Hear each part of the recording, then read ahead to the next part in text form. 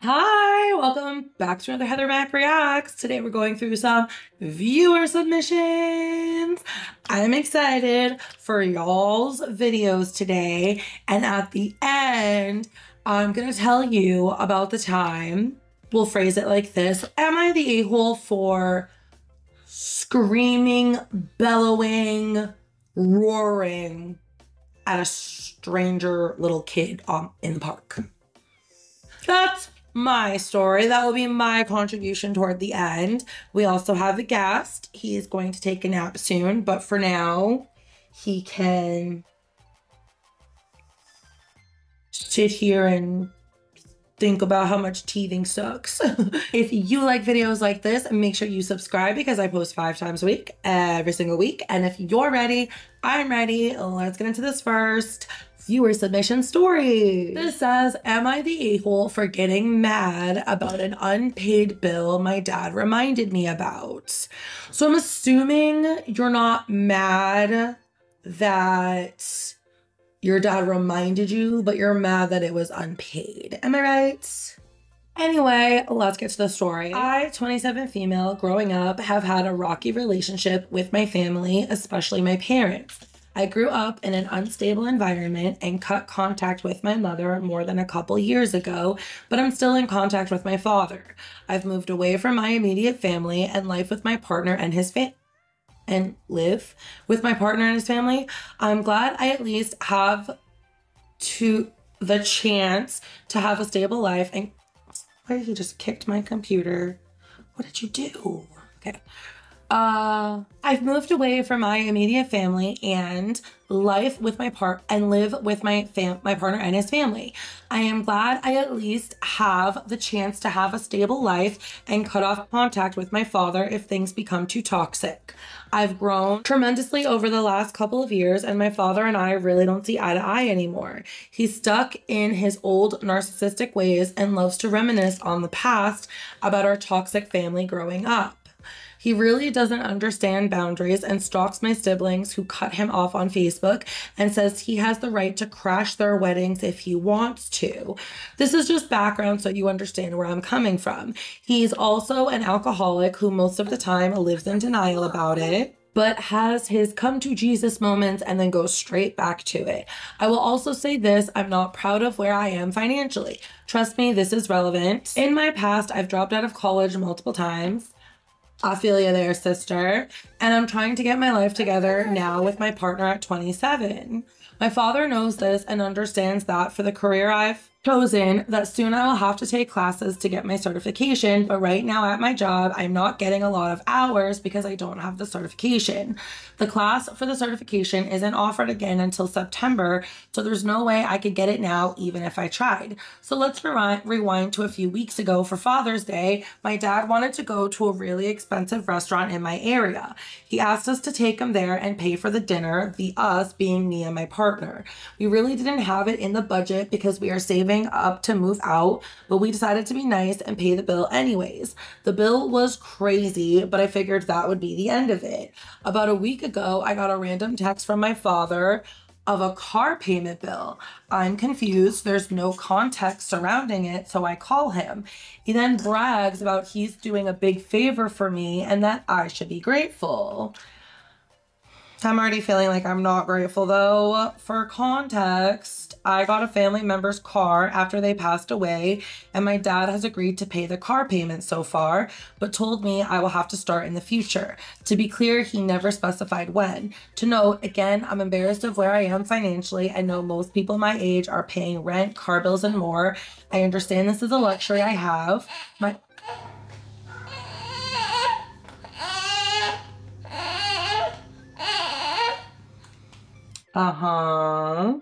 My dad also stated in the call that it would be my birthday gift, which my birthday was coming up that week, but also said that I should work it off by coming over, walking the dog, and cleaning up his apartment.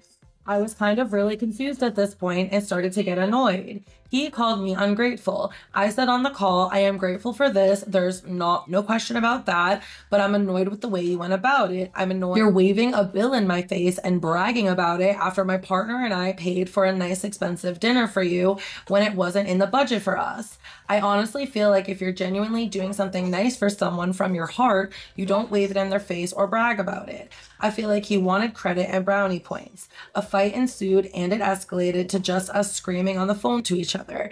We originally had plans to go out for my birthday, but I was so pissed I went with my partner and his mother somewhere else instead. I tried talking it out again yesterday after he texted me a random picture of my mail that came to his house. I lived with him at his apartment many years ago. It was a jury duty letter he weeks earlier told me to ignore because nothing would come of it. But now that I wasn't talking to him, the letter he got was suddenly urgent. I feel like he's grasping at straws to talk to me. On the phone, in a calm tone, I decided to tell him my feelings about the last interaction on the phone, and he proceeded to gaslight me and said that he never said the car payment was my birthday present or that I had to work it off. He also talked about the now urgency of the jury duty letter and got pissed because he told me to ignore, but was acting like I was being irresponsible about it.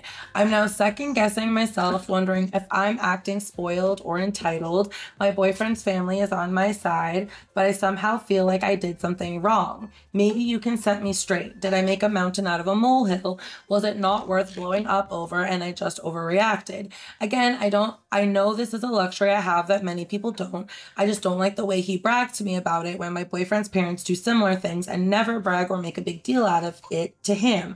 His parents were also pissed that my dad made us take him somewhere expensive when they know we are just trying to get our shit together to move out. I'm so seriously thinking of going no contact for good. My siblings and I no longer talk to dad and they seem better for it. Okay, so I mean, you acknowledge the fact that having someone else pay your car payment is in fact a luxury. Listen, I've had the luxuries too. My very first car was given to me, absolutely no payment whatsoever. It was an old car, but still given to me freely. And then my second car was also given to me, and that was a nice like Toyota Camry that my dad gave to me, and I appreciated them both, and I understood the luxury I had in being given like a 6-year-old car, you know, like a Camry, no less, like a Toyota, like that thing would have lasted if I hadn't rolled it on the highway. Another story for another time. Anyway, I too believe if someone is doing something nice for you, they don't need to randomly on month 37 brag about the bill that they're paying. I mean, I'm assuming you're thankful. I'm hoping that you know, have expressed your gratitude previously. But no, I would also be annoyed if, you know, my dad gave me this Camry and then like 2 weeks later, he's like, don't forget about that freaking car I gave you. You better work that off. No, my dad was like ecstatic to be in the position to give his oldest daughter, his only daughter, a car when she needed one. So yeah, no, I don't think you're the a-hole for how you're feeling about it. It seems like your dad really just doesn't have very many reasons to brag about himself, and he found one and he took it too far. And I don't know that it was out of maliciousness. I think that's something more you can say for sure, but I can completely understand being frustrated about it. I don't blame you, and I don't think you're the a-hole, but I would like to know what you all think about that one in the comments, and let's get on to the next story. This says, am I the a-hole for cutting contact with my bio father off without warning? Okay, but like, did you never give them a warning? Because I feel like you probably have. I'm feeling like you didn't give them that final warning. It doesn't matter. I don't think you're the a-hole, but let's see what the story says. So I did not have a good childhood at all. Like, people think I'm over exaggerating type bad. I was the main adult between 9 and 11. I was expected to cook and clean and take care of all of my siblings, all while keeping a straight A school persona. Yet my father would not buy food for anyone but himself. We were not taken out except to school, and we were rarely allowed to shower. He also SA'd me. This caused major mental health problems. I can't clean without my PTSD acting up. Y'all know how I feel about child bad things happening to kids. It just breaks my fucking heart. And to know that this story came from one of you guys. If you're watching this, I hope you know that I wish I could have stood between you and your father. It doesn't matter that I don't know you. Y'all heard my Dunkin' Donuts story. I will stick up for anybody that I can. And I would have stood in between your father and you. And I wish there was someone who had done that for you at the time. And I'm sorry about all of that and all of the stuff you're still dealing with. But let's get back to your story. So as soon as my mother, who wasn't very good either, got a boyfriend and got sober, we moved out. As soon as possible, I blocked all contact. He keeps trying to talk to me, and I don't quite know how to tell him he got better too late and what was done is done, so I ignore him. No. See, it's hard because, like, biologically, we're hardwired to love our parents, but not all parents are good people. Not all people who have children are good people. Your dad is not a good person. You don't owe him a warning. You don't owe him anything at all, except like maybe a visit from the police. I say, I know without a shadow of a doubt that you are not the a-hole. I'm sorry that you've even entertained the idea that you could possibly have done anything wrong in this situation, but you haven't. And I applaud you for being as brave as you are to share this with us. And I hope everyone else in the comments can also agree with me and lift you up the way that you deserve. Thank you for your story, and let's go on to the next one. Well, we lost our co-star to a much needed nap, so let's just get right into it. This one says, am I the a-hole for kicking my boyfriend out over dirty dishes? See, I feel like this title is misleading, okay? Because like on the one hand, you could say, wow, that sounds really silly and insignificant. Like you're really gonna kick your boyfriend out over dishes. But I know from being someone who's been in a relationship before, obviously for very long, we're almost at 19 years, sometimes that dirty dish is like the straw that broke the camel's back. I feel for you. I'm keeping a wide open mind. Let's get into the story. I, 22 female, and my boyfriend, 23 male, have been together for 8 months. He had some big renovations happening in his house that would be easier if he stayed somewhere else for a couple months. I offered if he wanted to stay at my apartment, and he excitedly agreed. We talked about splitting bills and chores. He mentioned how he hated doing dishes, which I didn't mind, so I told him I would exclusively do the dishes if he would do the weekly sweeping and vacuuming. We were both happy with this trade and agreed. So, down to the event. The first month was great. I was still getting acclimated to someone in my space full time, but enjoyed his presence. I started noticing, though, that he barely made any dishes. He works from home, so I would expect a couple dishes from breakfast or lunch, whatever. Once I started watching him, I realized he would use one plate or one bowl throughout the day. No rinse or cleaning in between. He would just use it, put it on the counter, then use it again for his next meal. For example, he would have a bowl of cereal, then use the same bowl later for ramen, then use it again that night for dinner or a snack without even rinsing it out in between.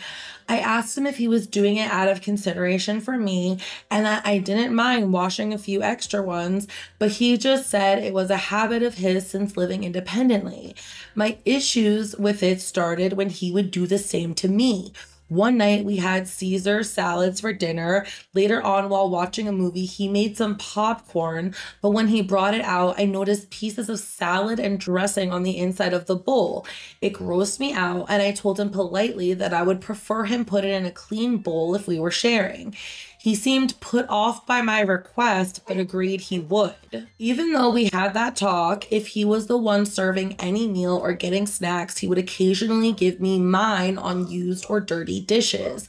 Usually his own, since I tend to rinse mine out after using them and put it in the dishwasher. I thought maybe I could get ahead of it, so I just started washing the dishes right after we would have a meal to avoid the option of using a dirty one. He caught on, but didn't say anything. Instead, after he used a dish, he would put it dirty on top of the fridge.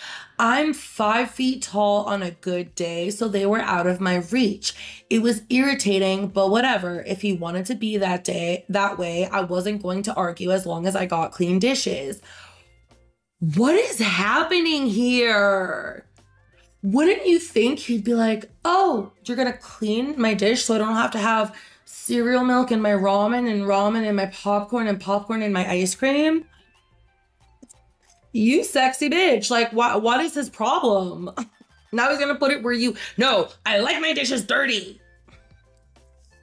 Man, I might have shown him the door just out of fear for his personality at this point. My final straw was one night I made enchiladas for dinner. A few hours later, he got himself a piece of pie with some ice cream and asked if I would like some. I agreed, not clocking that I had left our messy plates unrinsed on the counter from dinner. You might be able to guess this next part. He brings out my pie and ice cream in a puddle of dried up enchilada sauce. I lost it, telling him how gross it was, and I refused to eat off dirty dishes hours old. He started yelling at me saying it was lazy to dirty so many dishes and I should be thanking him for not being as messy. It's lazy to not use the same dish all day, every day. It's so lazy to make more work for yourself by making more dirty dishes that you have to then clean. Are you listening to yourself? Sir, that's the opposite of what lazy is, okay?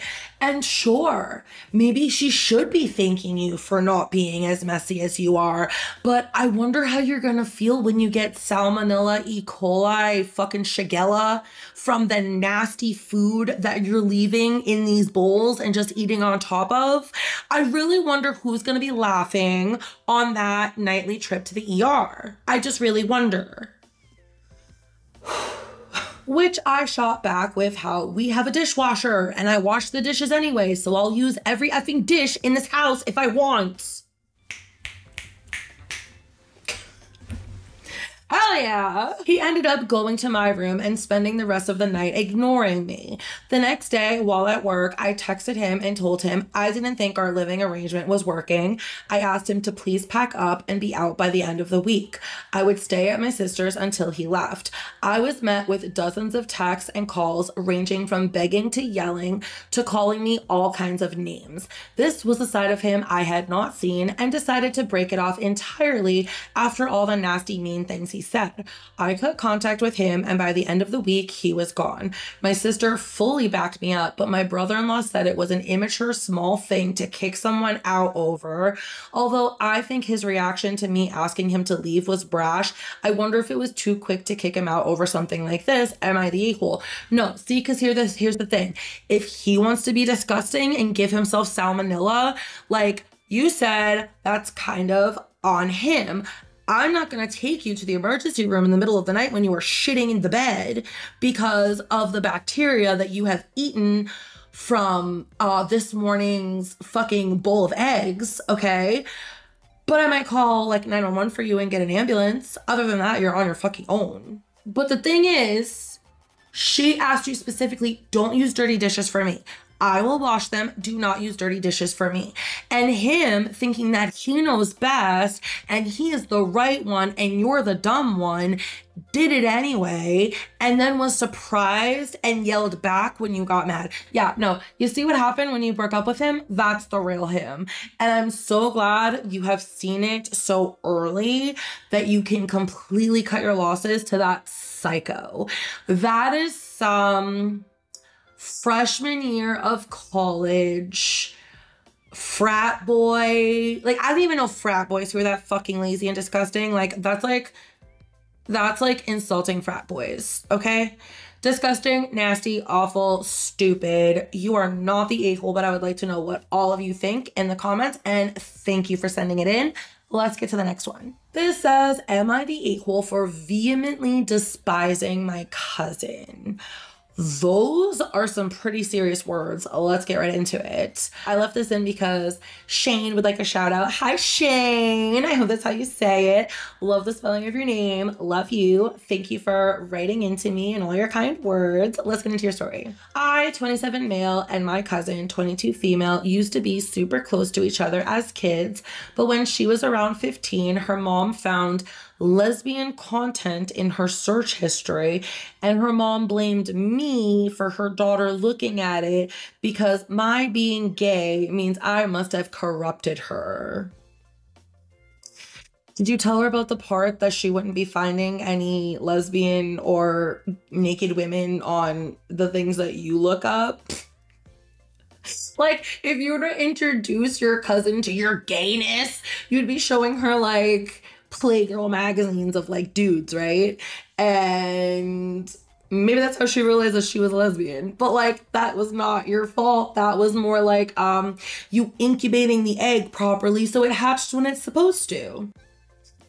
You didn't make it a chicken.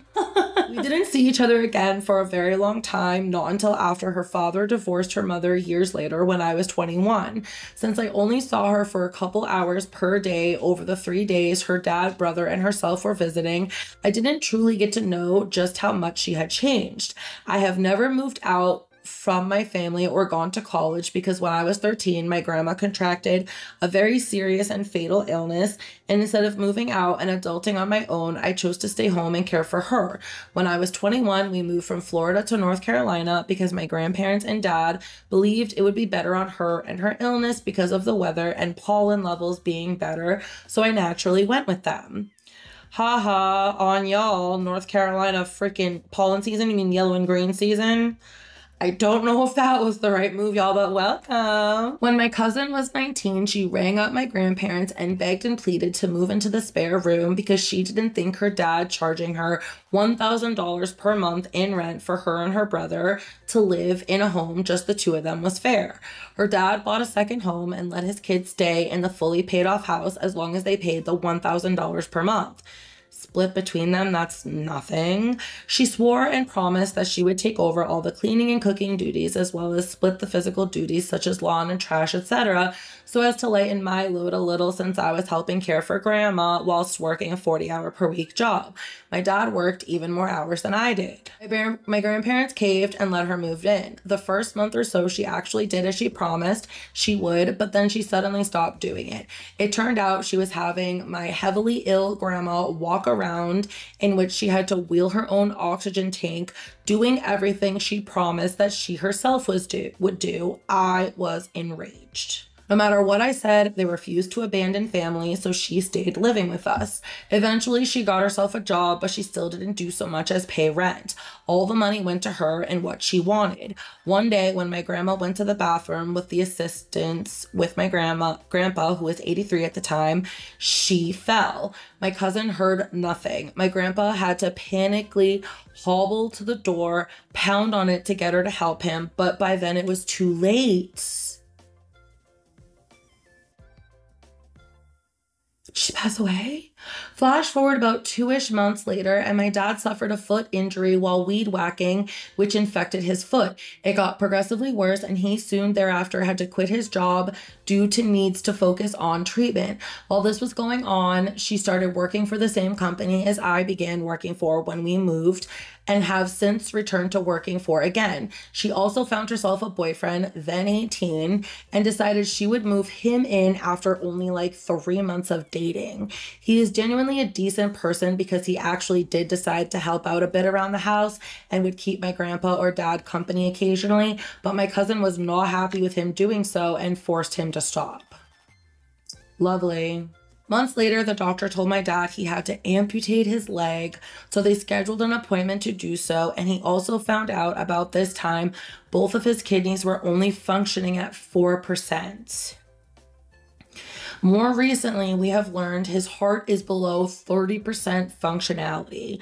With all of these medical appointments and bills, etc., my cousin and her boyfriend were told they had to start paying a rent of $200 each every month, so only $400 combined, and yet they would consistently be late or go several times without paying because they can't afford it, but yet go out nearly every day for fast food. She also began to use my dad's medical appointments as excuses to call out of work and would just laze about playing Final Fantasy XIV all day long, or she would be painting her mediocre at best paintings. Burn. She deserved that one though. The worst part about this is that she would frequently use my name as proof that she called out for valid reasons without me knowing. I have an extremely good reputation in the company, and the CEO herself had called me to come back to the job because she wanted me working for the company again when I'd left for better pay elsewhere, and I agreed to do so since she offered me even better pay. My cousin knew just how much the CEO and my direct supervisor liked me, that if she used my name, they'd automatically believe her.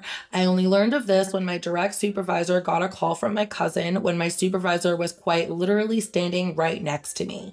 She said that she, I, and my grandpa were taking my dad to amputate his leg that day, but at that time, he hadn't had the operation yet.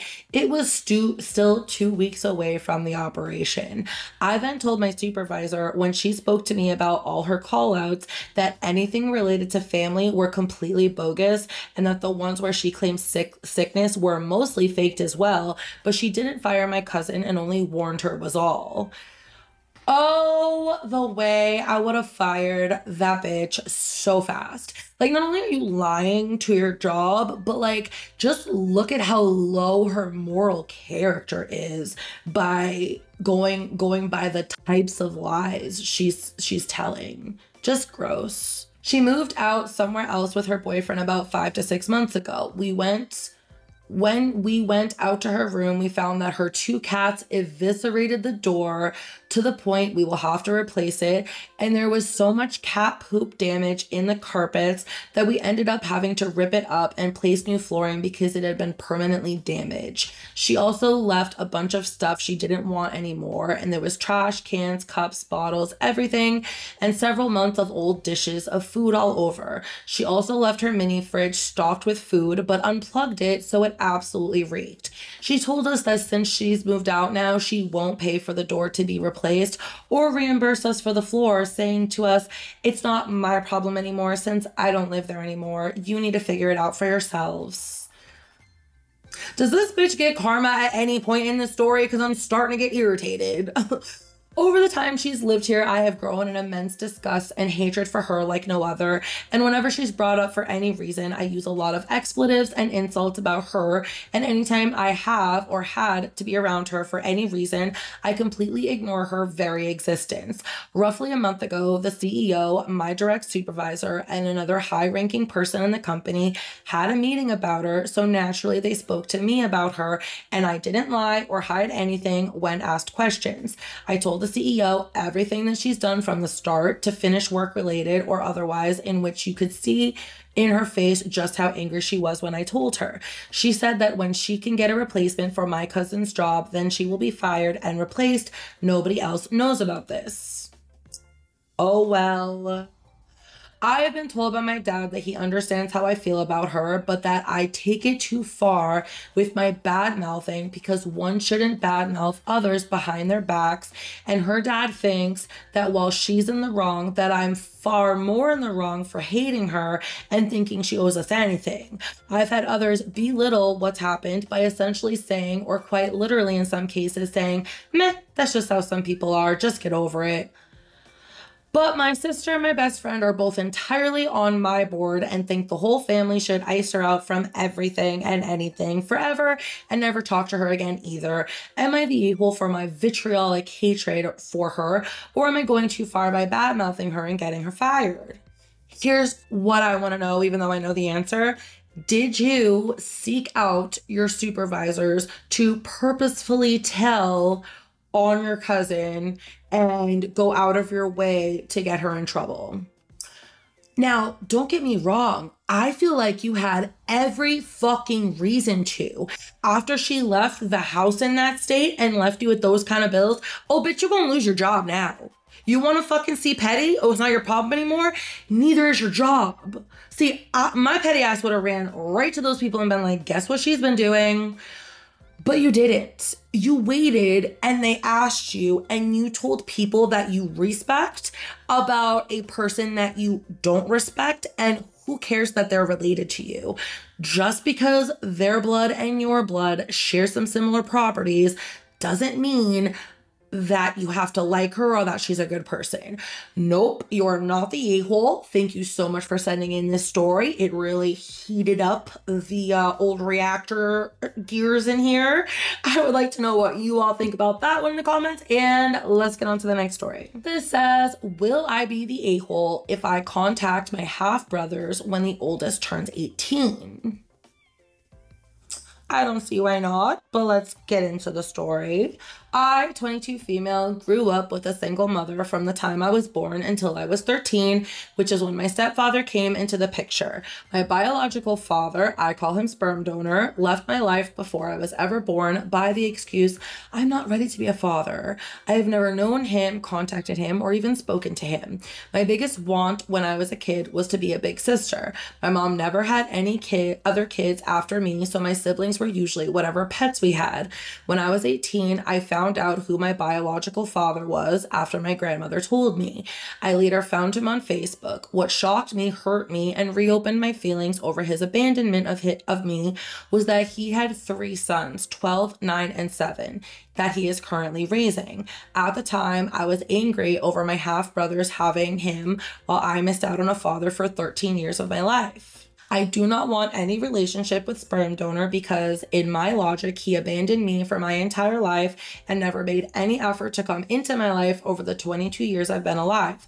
However, I do want a relationship with my baby brothers. I've been told my idea of reaching out when the oldest turns 18 is a good deal by my therapist, but I wanted some advice over the situation. I don't want to destroy sperm donor's new family. I know by reaching contact, I will possibly strain the relationship between my half-brothers and sperm donor.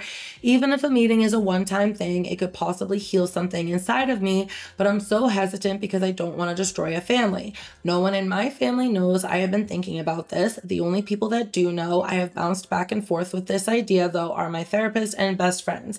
Any advice is good because this is a complicated situation. I think you have every right to seek out your family. And if your sperm donor's feelings are hurt because of his sordid past, that's not your fault or your load to bear. It's his past, and the fact that it came back up in his present is just like almost inevitable, you know, like those skeletons that you keep in your closet. Most of them don't stay in your closet. They eventually get ousted, and that's what's happening here. You have every right to contact your family. You have every right to try to foster a relationship with these siblings. I mean, these could be the siblings you waited for your whole life. Like, they really could. They could be the best friends you never knew that you had, okay? I don't think you should worry so much about sperm donor and his family because he made this bed and he's going to have to lie in it. If he never told his current wife or his current children that he had another child that he abandoned, well, guess he's gonna have to fess up now, and that's only his fault and not yours. Thank you so much for sending in this story. I would like to know what all of y'all think about that one in the comments, and let's get on to my story. Okay, let's set the scene. We're at a park.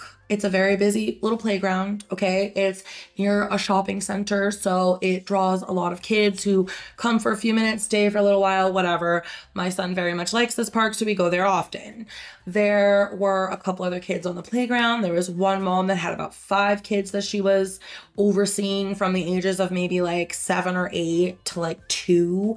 So she was off with the younger ones, and I had baby Jay in my carrier on my chest, and I was watching the now 5-year-old play with some of these other boys, and they weren't acting very nice, but my kid just loves playing so much. He doesn't always catch when other kids don't want to play with him. He kind of just like plays around them, and he just has such a good heart, dude. Like, he just doesn't ever expect the worst in people, so he just always sees the best in them. Anyway, let me stop waxing poetic about my sweet, amazing, perfect baby boy, big boy, and let's talk about the asshole. So my son was climbing up this rock wall, and the kid, who was like 7 or 8 at least, could have been 9, is standing at the top of this rock wall, right? And my kid gets to the top of the rock wall and puts his hand up on the ledge, and this little son of a bitch picked his foot back up and swung it at my kid's fingers and then started stepping on them. I mean, this happened so fast, and mind you, I was watching every second of it. I didn't stop to think. I didn't stop to worry about propriety. I jumped from my spot and I said, "No! What are you doing?" I mean, the mom voice came from deep within my soul, from my ancestors before me. All of their mom voices kind of conduited, is that a word, through my body and out of my mouth, and all like 800 generations of moms yelled, "No!" This little motherfucker was about to scar my Mufasa. And if you get the reference, you get the reference. He was trying to throw him off the cliff into a freaking stampede of wildebeest. I'm not gonna let this fucking happen. So I scream, "No, you don't do that." And then the mom comes running and she's like, "What's going on? What's going on?" And I go, "He was just kicking at my son's fingers as he's climbing up that rock wall." Now, mind you, my son is very clearly 4 at this time. Okay? And this fucking kid, 7, 8, 9, at twice the age of my son, and he is so fucking bad-mannered that he would kick the fingers of a little fucking kid climbing up a 6-foot rock wall. I mean, 6 foot, maybe, it's probably 7 foot, honestly. I was fucking heated. This woman is lucky that I was standing so far away, because I would have snatched his little ass away before I let him kick my kid off a fucking rock wall. Just saying. Anyway, the mom came running over. She's like, "What's going on?" I'm like, "He was just kicking at my kid's fingers while he was climbing that rock wall and trying to kick him off the wall." And she was like, "Oh, that's it. You played too rough. I told you that. Get down. We're leaving." She's like, "I'm so sorry." And I'm like, "Listen, I'm sorry that I yelled at your kid that way, because it was a lot. But I wasn't thinking. I was just reacting to the fact that my kid was about to get hurt. And that was the first sound that came out of me. It is what it is. If it haunts his nightmares, good." Anyway, do y'all think I was the a-hole for yelling at the kid on the playground? Would you have yelled at the kid on the playground? Would you have jumped up and knocked the kid on the playground the fuck out? Or would you have waited for his mom to come over? Would you have just gone to catch your kid? You tell me what I should have done, but I still think I did the right thing. Anyway, if you have viewer submissions, y'all, I'm out. I am out. I have nothing for next week. I need at least 3 to 4 of your stories in my email, contactheathermac@gmail.com today. Get those stories in today or you will all get Fs on your final exams. I'm kidding. But seriously, if you have a petty revenge, if you have an MIT hole, even small little things. You see, I'm giving like small little examples of like when I was at the park or I was at the grocery store, like what I don't go to the grocery store. I get my groceries delivered. I don't go into stores. Anyway, what I'm saying is it could be anything at all. I'd like to hear it. Send it to contactheathermac@gmail.com. And if you like videos like this, don't forget we have a playlist of over 350 MID whole videos up here that you can binge. Please don't forget to like, don't forget to subscribe, and I'll see you in my next video. Bye.